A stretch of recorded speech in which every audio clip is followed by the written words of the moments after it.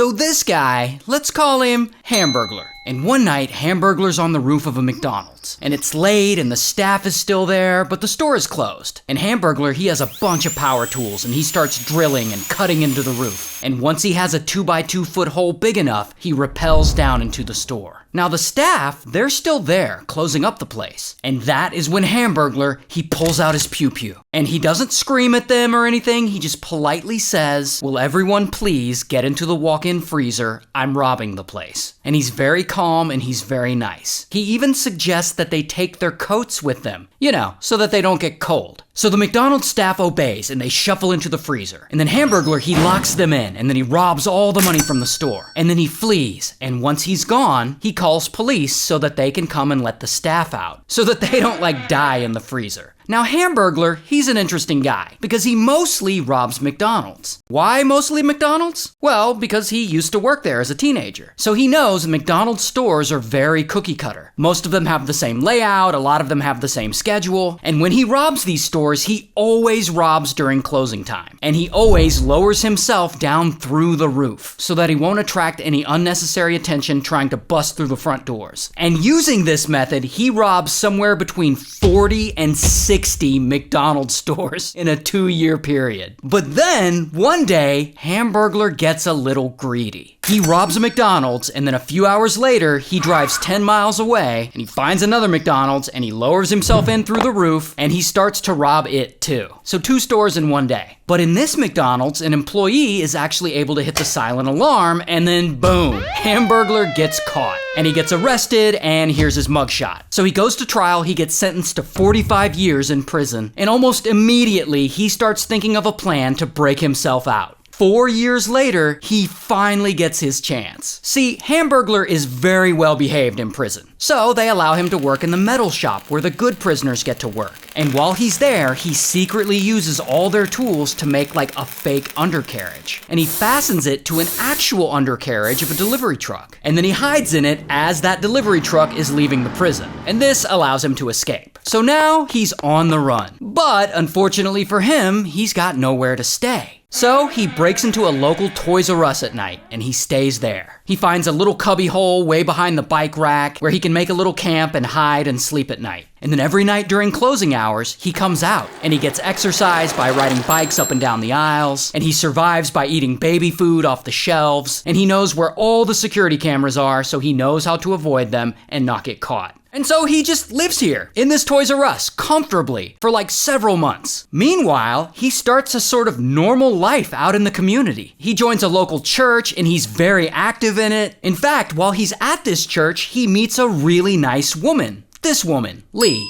And Lee's a nice single mother with 3 kids, and Lee likes Hamburglar, so they start dating. Now, obviously, he doesn't tell her he's an escaped convict who's living in a nearby Toys-R-Us. Instead, he tells her he works for the government and that he can't tell her much about his job or his background because he says he has special security clearance and lives in a secret government building. And Lee's just like, all right, cool. Because she likes Hamburglar. I mean, she's a single mother and he's really good with her 3 kids. He's always hanging out with them and bringing them new toys, which he stole from Toys-R-Us, but whatever. And this whole thing, it goes on for several months. But then, as time passes, it starts to get into the Christmas season. And Hamburglar decides this Toys-R-Us is getting way too much foot traffic for him to keep staying there, hiding out in his little cubby hole behind the bike rack. So he gets some tools, and during closing hours, he tunnels through the wall and into the next building over, which just happens to be an abandoned Circuit City. And there, he sets up a new secret hideout, inside almost a little closet area underneath a stairwell. And he had stolen a DVD player. So there, in Circuit City, he just kind of chills most of the day, and he watches a bunch of DVDs. And he is completely undetected.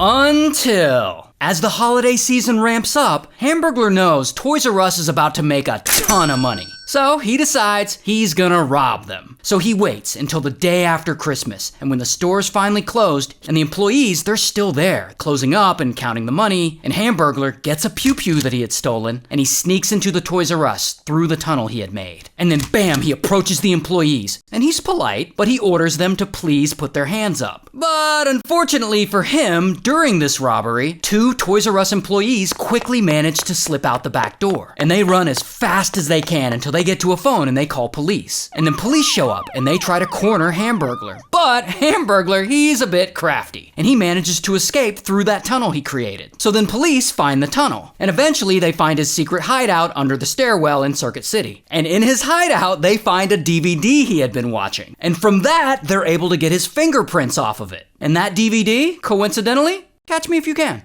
Anyway, once they have his fingerprints, they correctly identify him. And now they know he's the same guy that robbed all those McDonald's back in the day and then later broke out of prison. Hamburglar. So police put out an APB letting everyone in the community know that there's an armed convict on the loose. And then the story makes local news, and then they show Hamburglar's mugshot on the screen, and then some people from the local church, they recognize him like, hey, that's the guy who's dating Lee. So then police, they go talk to Lee. And then they explain to her that this nice guy who's been really great to her kids is actually a wanted ex-con. And Lee is sad and she's devastated and all, but she agrees to help. And then after they plan a whole setup, Lee calls Hamburglar and she invites him over to her 40th birthday party. And Hamburglar shows up to see her, but instead of a birthday party, he finds the police waiting for him. Womp womp. So they arrest him again, and now he's back in prison. Shout out to Charlotte, North Carolina.